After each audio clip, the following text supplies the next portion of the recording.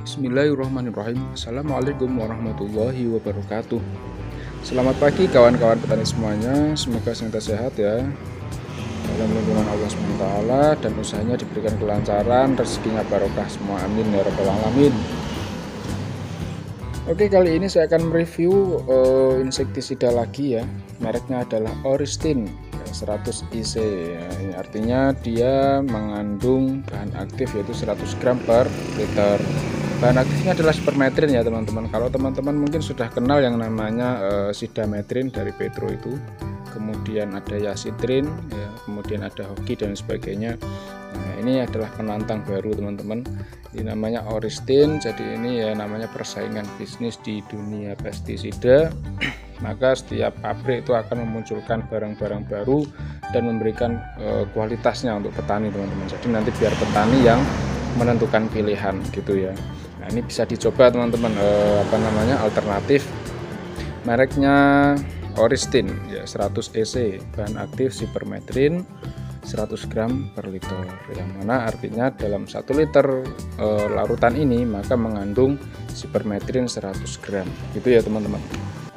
Bagi kawan-kawan yang belum subscribe channel Ilmu Pertanian ini, mohon klik tulisan subscribe di bawah video ini yang berwarna merah sebagai bentuk dukungan kepada kami agar kami tetap semangat membuat video-video baru tentang ilmu pertanian. Kemudian setelah di-subscribe, nanti akan muncul tulisan seperti ini, telah di-subscribe, dan di sampingnya ada gambar lonceng. Kemudian pilih gambar loncengnya, nanti akan muncul 3 pilihan. Setelah itu pilih yang paling atas agar ketika kami membuat video-video baru, kawan-kawan petani tidak ketinggalan informasinya. Oke, dan semua ini gratis. Kemudian untuk cara kerja yang Oristin ini bekerja secara kontak lambung teman-teman. Artinya ketika misalkan ada tanaman yang dihinggapi ngengat ataupun ulat ya teman-teman.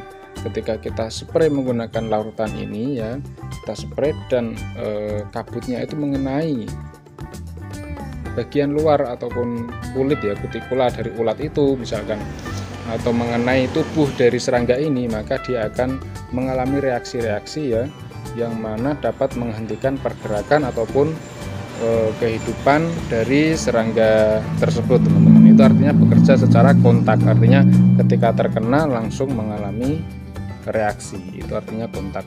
Kemudian untuk lambung, artinya ketika daun kita terlapisi oleh cairan ini ataupun sprayan dari Oristin ini teman-teman, maka seketika itu akan menyerang bagian lambung, artinya akan keracunan teman-teman. Nah, itu artinya bekerja secara lambung, yaitu menghentikan pertumbuhan atau menghambat kehidupan serangga itu melalui lambung, artinya ketika dimakan gitu ya teman-teman. Oke. Kemudian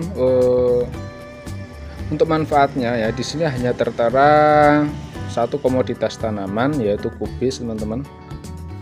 Nah, meskipun demikian sebenarnya ini juga bisa digunakan untuk mengendalikan hama pada tanaman padi, kemudian tanaman kentang, mentimun, melon, semangka, dan bawang merah teman-teman. Di sini juga ada banyak keterangan gambar ya. Di sini mungkin ini seperti orong-orong atau anjing tanah ya teman-teman. Kemudian di sini ada ngengat ya, kupu-kupu, kaper, semut, ulet ya, kumbang, kemudian lalat juga bisa dikendalikan menggunakan insektisida Oristin ini teman-teman. Untuk rata-rata dosis pemakaian ya, di sini tertera 1 sampai 2 mili untuk tanaman kubis teman-teman. Jadi per liter air itu konsentrasinya adalah 1 sampai 2 ml Oristin ini teman-teman. Itu sudah cukup untuk mengendalikan hama serangga pada tanaman. Kemudian untuk tanaman lain seperti melon dan semangka, itu untuk ulat ulat hijau itu apakah bisa? Ya bisa. Dosisnya berapa? Ya kita pakai standarnya aja nggak apa-apa teman-teman ya, nggak usah terlalu banyak. Ya standarnya kita kasih 1,5 mili per liter air juga sudah cukup teman-teman gitu.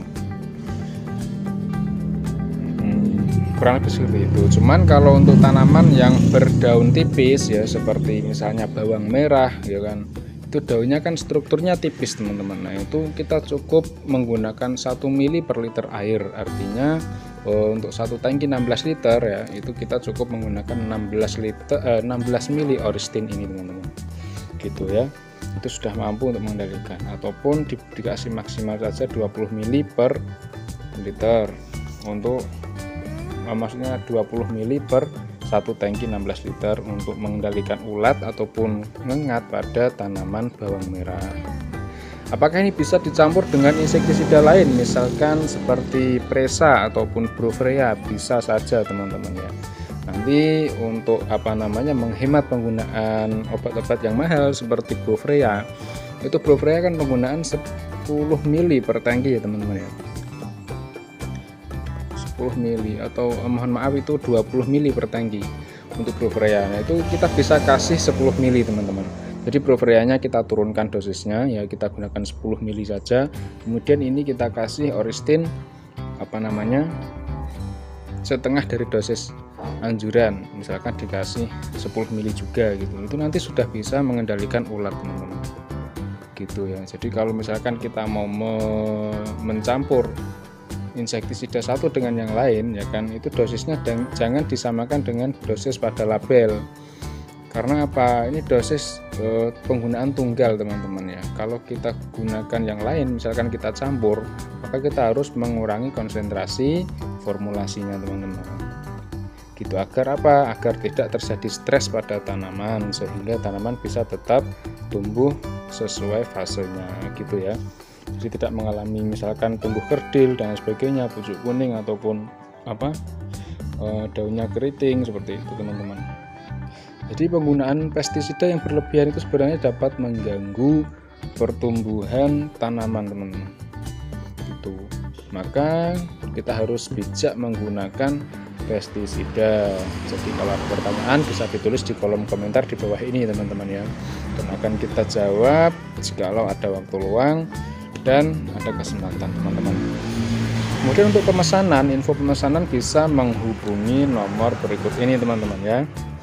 Di sini ada Uhdi Iqlil Tani dari Penawangan Grobogan, HP-nya adalah 082138308526. Silakan bisa disimpan untuk konsultasi. Mohon maaf ya, itu karena ini nomor pelanggan. Jadi kita juga punya toko-toko rekanan, maka untuk pengiriman kita fokuskan ke nomor ini. Kemudian untuk informasi lain-lain, misalkan ingin bertanya, silahkan ditulis di kolom komentar untuk konsultasi dan lain sebagainya ya teman-teman. Gitu, saya kira itu. Mohon maaf jika ada kekurangan. Assalamualaikum warahmatullahi wabarakatuh.